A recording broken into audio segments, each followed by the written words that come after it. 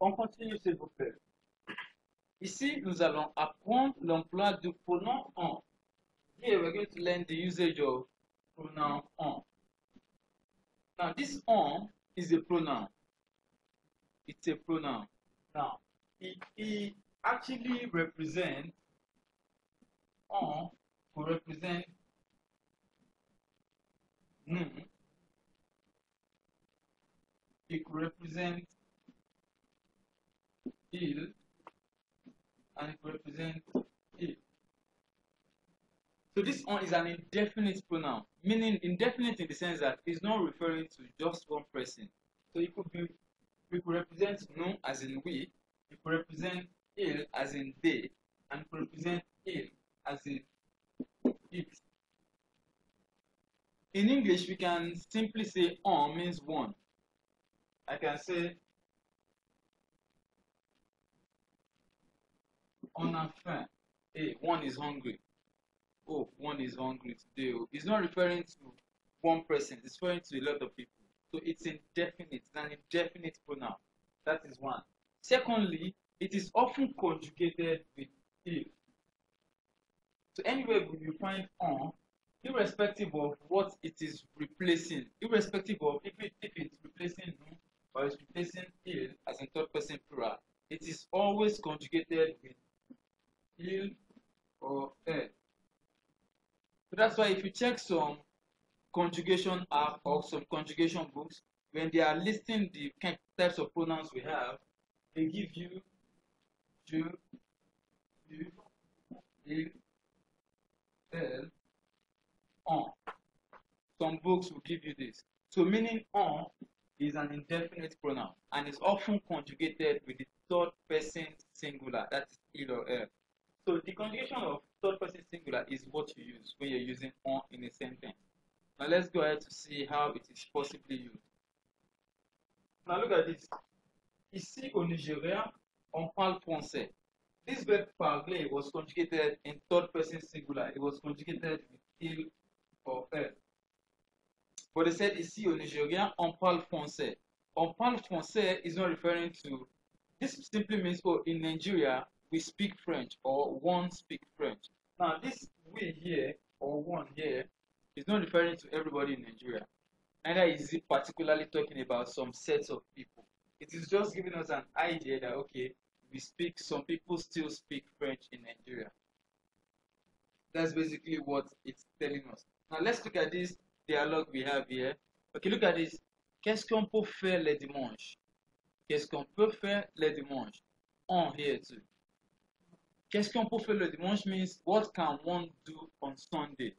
It could mean what can we do on Sundays. Now that we does not mean the person talking is among them, neither does it mean it's referring to the whole world. It's just saying, oh, what can one do on Sunday? It's just like this quarantine, this lockdown period. Oh, what can one do when one is at home? That one is not referring to one particular person. It's indefinite, so it could mean anything. That's why we have on, and that's what it does. Now look at this. We have Stephen et Pascal. Stephen said, le samedi soir, je sors avec mes amis. I go out with my friend. So here is from the verb sortir, means to go out. That's another verb for you. Sortir means to go out. Je retourne à la maison à 3 heures ou à 4 heures du matin. I come back into the house at 3 or 4 a.m. in the morning. Alors, le dimanche, so on Sunday, je me réveille. Do not forget, je me réveille. I wake up dans l'après-midi, in the afternoon. Je déjeune avec ma copine. I take lunch with my friend. Et je me prépare. Je me prépare pour lundi. I prepare myself for Monday. Je me prépare pour lundi. I prepare myself for Monday. Now, Pascal now said, en Amérique, tout est calme le dimanche. Two here means all. So all is calm on Sunday.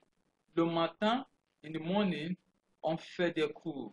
Now this on here, on fait des cours means we run, like we do normal jogging.